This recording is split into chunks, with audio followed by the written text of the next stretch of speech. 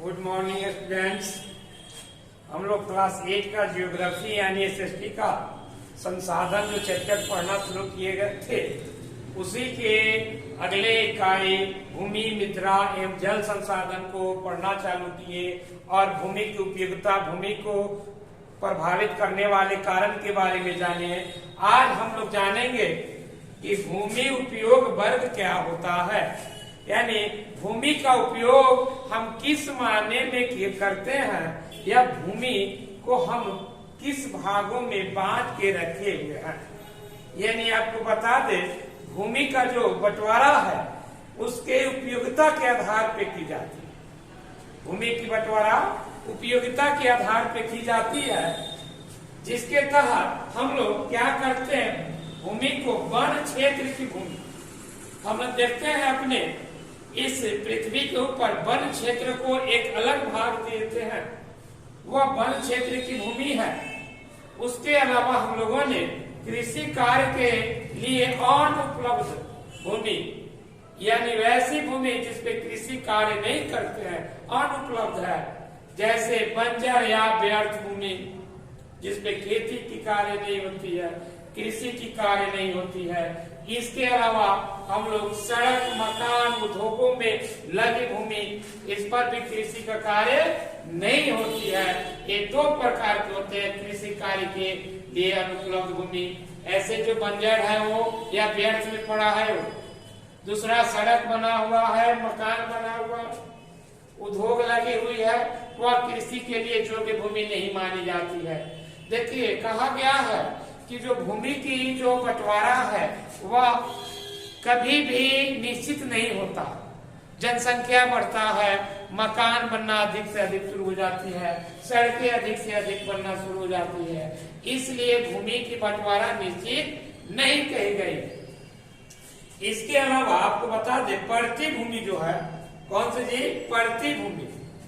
पड़ती भूमि भी दो प्रकार की होती है। पहला कौन होगा जी बाबू, तो चालू पड़ती भूमि, यानी वैसी पड़ती भूमि होती है जिस पर एक या उससे कम वर्ष से कृषि नहीं हुई।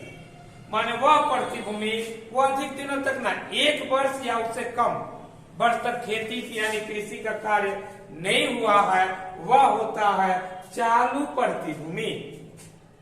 दूसरी अन्य पड़ती भूमि वह भूमि होती है जिस पर एक वर्ष से अधिक तथा 5 वर्ष से कम समय से कृषि कार्य नहीं की गई है। यानी वैसी भूमि जिसपे एक वर्ष से अधिक और 5 वर्ष से कम तक कृषि कार्य नहीं किया गया है, उसे अन्य पड़ती भूमि कहते हैं। यही नहीं, चौथा जो बंटवारा हुआ है, वर्ग बनाया गया है भूमि का, वह अन्य कृषि आयोग भूमि, यानी कृषि के योग्य नहीं है।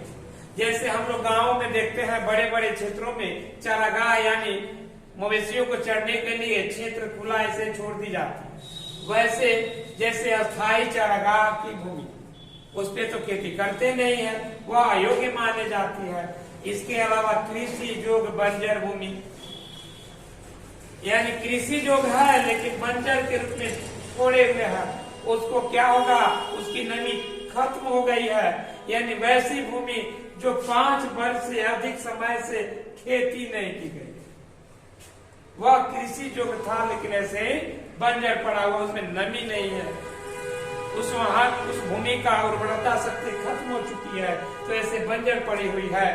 उसके अलावा एक और भूमि का भूभाग होता है जो है शुद्ध बोई गई क्षेत्र, यानी जिस पर हम कृषि कार्य करते हैं, वह शुद्ध बोया गया क्षेत्र होता है।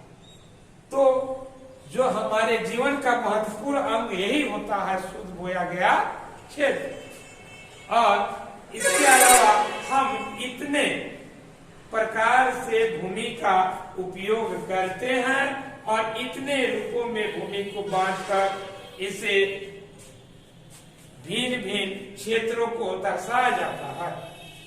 तो बाबू, आज हम लोगों ने भूमि उपयोग वर्ग पढ़े। भूमि उपयोग वर्ग कितना है जी? 5। पहला वन क्षेत्र की भूमि, दूसरा कृषि कार्य के लिए अनुपलब्ध भूमि, तीसरा पड़ती भूमि और चौथा था अन्य कृषि अयोग्य भूमि, पांचवा था शुद्ध बोई गई भूमि। कृषि कार्य के लिए अनुपलब्ध भूमि दो प्रकार की थी, बंजर या व्यर्थ भूमि, सड़क मकान उद्योगों में लगी भूमि। पड़ती भूमि भी दो प्रकार की थी, चालू पड़ती भूमि और अन्य पड़ती भूमि, दोनों को परिभाषित यहाँ पे की गई है।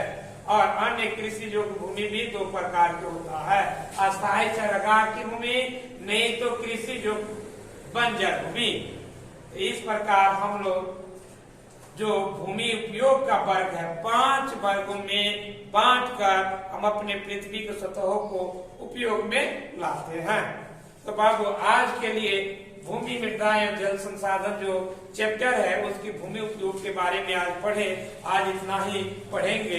वीडियो अगर अच्छा लगे तो लाइक, सब्सक्राइब और बेल आइकन को जरूर दबाएं कि जो भी वीडियो अगर हम प्रोवाइड कराते हैं तो आपको समय पहुंच जाए। तो आज के लिए बाबू इतना ही।